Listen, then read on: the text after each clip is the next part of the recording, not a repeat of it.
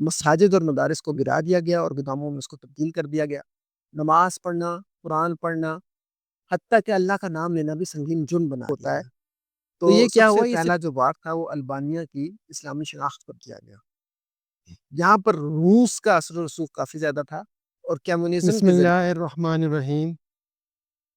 آج ہم ملک البانیہ کے حوالے سے دیکھیں گے۔ میں ہوں محمد نعمان اکرم، آپ سب لوگ مجھے جانتے ہی ہیں۔ بہرحال اب شروع کرتے ہیں۔ کیا آپ جانتے ہیں کہ اس وقت البانیہ وہ ملک، واحد ملک ہے جہاں مسلمانوں کی آبادی 80% سے کم ہو کر 46% ہو چکی ہے۔ ہم میں سے کسی کو اس چیز کی پرواہ نہیں ہے، نہ ہم کبھی غور کرتے ہیں ان چیزوں کے اوپر۔ خیر، میں آپ سے کیا گلہ کروں، خود بھی اپنی یہی حالت ہے۔ اور مجھے کہاں سے پتہ چلا؟ میں اکثر انڈیا کے چینلز دیکھتا رہتا ہوں۔ ایک بی جے پی کا ماؤتھ پیس چینل ہے جس کا نام ہے، نام تو میرے ذہن میں ابھی نہیں آ رہا اس کا، لیکن وہ اس کو ایک کیس سٹڈی کے طور پر لے رہا تھا۔ آر ایس ایس اور بی جے پی کا یوٹیوب چینل جس کے 2 سے 3 ملین ویوز ہیں، وہ اس ملک کو ایک کیس سٹڈی کے طور پر لے رہا ہے کہ یہاں پر 80% سے 46% مسلمانوں کی آبادی کیسے کی گئی ہے، ویسے ہی ہم نے اس ہندوستان میں کرنا ہے۔ اور پھر اگلا نمبر پھر پاکستان کو بھی کرنا ہے، کیونکہ پاکستان کو یہ جو کاٹا گیا ہے یہ ہماری ماں کو کاٹا گیا ہے۔ ٹھیک ہے، تو اس جو کاٹی گئی یہ تو تصویر ہے، وہ اس کو تسلیم نہیں کرتے، وہ کہتے ہیں یہ بھی ہمارا ہی حصہ ہے۔ تو یہاں پر جو موجود مسلمان ہیں اگلا ٹارگٹ وہ ہوں گے، اس لیے پاکستانیوں کو بھی زیادہ ہوشیار رہنے کی ضرورت ہے۔ تو بہرحال ہم بات اس ملک کی کر رہے ہیں اس وقت، جو اس وقت کیس سٹڈی بنا ہوا ہے آر ایس ایس اور بی جے پی کے ماؤتھ پیسز کا۔ ٹھیک ہے جی، تو یہ صورتحال ہے۔ اچھا، میرا مارکر میں دیکھ رہا تھا، اگر میرا مارکر چل جاتا، خیر وہ اس میں نہیں چل رہا۔ بہرحال تو یہ آپ کے سامنے البانیہ ہے۔ اچھا، آپ اب سوچ رہے ہوں گے یہ تو یورپ والی سائڈ پر ہے۔ جی ہاں، یہ ترکی ہے، یہ البانیہ ہے اور یہ اٹلی ہے۔ ٹھیک ہے، یہ اوپر جو ہے یوگوسلاویا اور بوسنیا ہے، جہاں مسلمانوں کے 90s کے دور میں ہمیں ویڈیوز دیکھتے تھے جہاں پہ ان کو کتنا ظلم ہوا کرتا تھا روس کی جانب سے۔ تو یہ وہ ہے، تو اسی کے ساتھ اس کی سرحد ملتی ہے البانیہ کی۔ تو بہرحال یہاں پر اس وقت مسلمانوں کی آبادی 46% رہ چکی ہے۔ اچھا، تو یہ کیسے ہوا اور 86% کیسے تھی اور یہ 46% کیسے ہو چکی، اب ہم اس پہ ڈسکس کرتے ہیں۔ تو یہ جو تھی وہ تھی خلافت عثمانیہ کے دور میں۔ یہ دیکھیں، خلافت عثمانیہ کا میں نے نقشہ بنایا ہے یہ گوگل کے ذریعے، یہ ہے جی پوری دنیا۔ ٹھیک ہے جی، اس میں میں نے ایک تھوڑا سا اس میں غلطی وغیرہ ہوگی، اس کو ذرا اگنور کیجیے گا فی الحال۔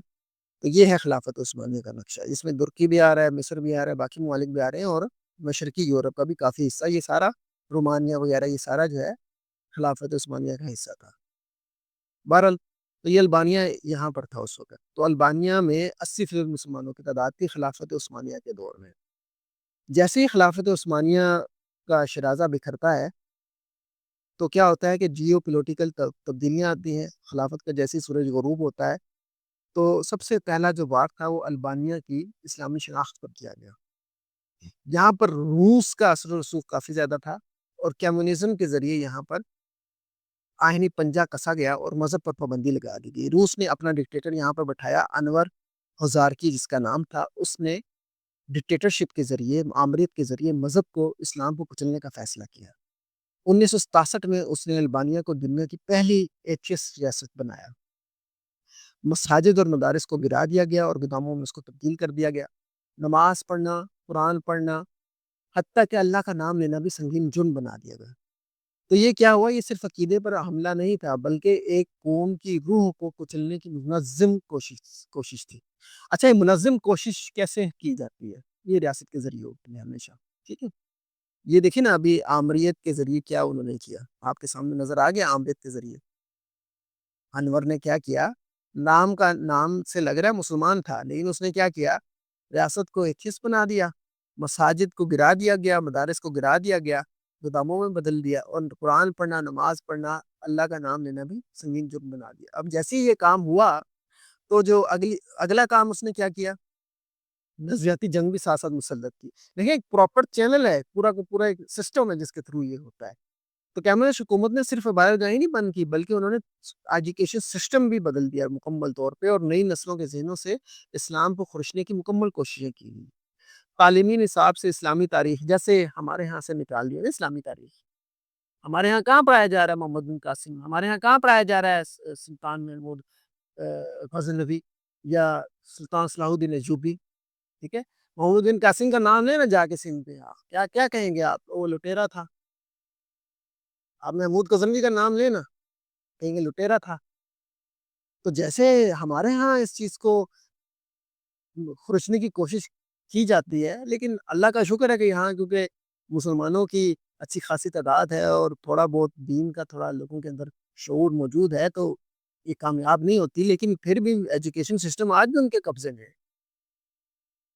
خیر تفصیل میں اب جانے کا وقت نہیں ہے، لیکن یہ ہے کہ ایجوکیشن سسٹم کے ذریعے جو لارڈ مکالے کا سسٹم ہے، اس کے ذریعے مکمل طور پہ کیا انہوں نے کیا، ہمارے ہاں سے اسلامی تاریخ، عربی زبان اور دینی علوم کو بھی ختم کرنے کی کوششیں پہ در پہ ہوتی رہتی ہیں۔ تو خیر یہ بھی وہاں پر کیا گیا تھا۔ پھر اس کے بعد کیا کیا گیا، الحاد کو فروغ دیا گیا، ٹھیک ہے، مادہ پرستی کو ریاستی نظری کے طور پر پڑھایا گیا بچوں کو۔ تو نتیجہ کیا ہوا کہ وہ جو نئی نسلیں تھی جو اپنے ماضی پہ فخر کر سکتی تھی، خلافت عثمانیہ وغیرہ، وہ ان کے ماضی سے نکال دی گئی، ان کے لٹریچر سے نکال دی گئی، ٹھیک ہے، ان کے لٹریچر میں، نظام تعلیم میں کمیونزم کو اور الحاد کو، ایتھیزم کو جگہ دی گئی، تو وہ اسلامی ورثے سے شرمندہ ہونے لگے، تو مکمل برین واشنگ ہو گئی۔ تو آج کی جو زندہ حقیقت ہے وہ یہ ہے کہ وہ جو طویل جنگ انہوں نے لڑی ہے نظریاتی اور ظلم کی، اس کا نتیجہ یہ ہے کہ البانیہ کی مسلم آبادی جو 80% تھی، اب کم ہو کر صرف 46% رہ گئی ہے۔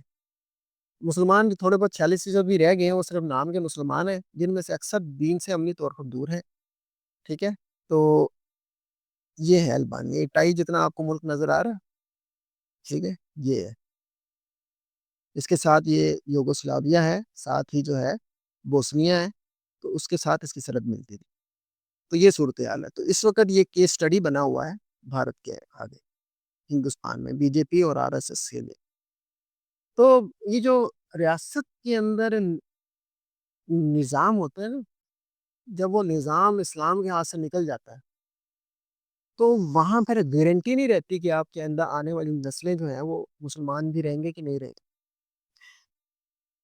ہندوستان میں میرے ایک جاننے والے ہیں، ان سے میری ملاقات ہوئی، بات چیت ہوئی، انہوں نے کہا کہ ہمارے لیے اس وقت سب سے بڑا مسئلہ یہ نہیں رہا کہ ہم نے برادری میں رشتہ کرنا ہے یا نہیں، ہمارے لیے یہ مسئلہ اس وقت یہ ہے کہ ہمیں مسلمان مل جائے، کیونکہ ہماری مسلمان لڑکیاں ہندو لڑکوں کے ساتھ شادی کرنے پر بھی راضی ہو گیا۔ میڈیا کے ذریعے اور تعلیمی نظام کے ذریعے انہیں یہی سکھایا جا رہا ہے کہ کوئی مسئلہ نہیں ہے، اگر ریلیجن دوسرا ہے تو کیا ہے، محبت تو محبت ہے۔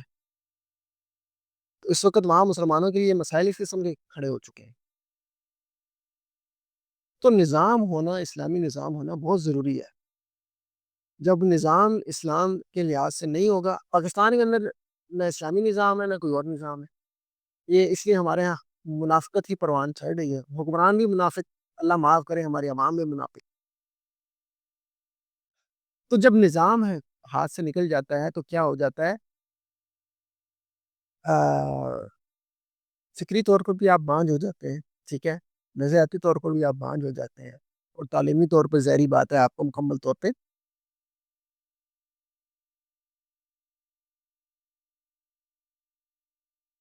اپاہج کر دیا جاتا ہے۔ تو البانیہ کا جو المیہ ہے وہ یہ ثابت کرتا ہے کہ جب اسلام کو ہم صرف ذاتی عقیدے تک محدود کریں گے، مطلب ہم سیکولر اسٹیٹ بنائیں گے اور اجتماعی، تعلیمی اور ریاستی نظام سے اسلام کو نکال دیں گے، تو ایمان اور شناخت دونوں مٹ جائیں گے، ٹھیک ہے۔ تو یہ صرف کہانی البانیہ کی نہیں ہے، بلکہ ہر اس مسلم معاشرے کے لیے ایک وارننگ ہے، مطلب یہ ہم سب کے لیے وارننگ ہے، ہندوستان کے لیے بھی، پاکستان کے لیے بھی۔ ہندوستان میں بھی دیکھیں نا، مدارس اور مساجد کو بہانے بہانے سے ختم کرنے کی کوششیں ہو رہی ہیں، اب وقت بورڈ انہوں نے ختم کر دیا ہے. ہمارے ہندوستانی مسلمانوں کو نہیں سمجھ آ رہی ہے باتیں. خدا نہ خواستہ اگر ان کو اب آگے بھی نہ سمجھ آئی یہ بات تو وہ دن دور نہیں کہ البانیہ والی صورتحال وہاں پر ہو جائے گی. میں آپ کو بتا رہا ہوں کہ وہ اس کو کیس اسٹڈی کے طور پر دیکھیں گے بجائے اس کے کہ ہم اسے کیس اسٹڈی کے طور پر دیکھتے وہ اسے کیس اسٹڈی کے طور پر دیکھ رہا. اللہ تعالیٰ ہمارا حامی و ناصر ہو, ہمارے مسلمانوں کی, ہمارے ایمان کی حفاظت فرمائے, ہمارے دین کی حفاظت فرمائے. اور البانیہ والا قصہ اللہ تعالیٰ ہمارے ہاں اس کو دہرانے سے اللہ تعالیٰ ہمارے ہاں اس کو بچا کے رکھے. وآخر دعوانا ان الحمد للہ رب العالمین.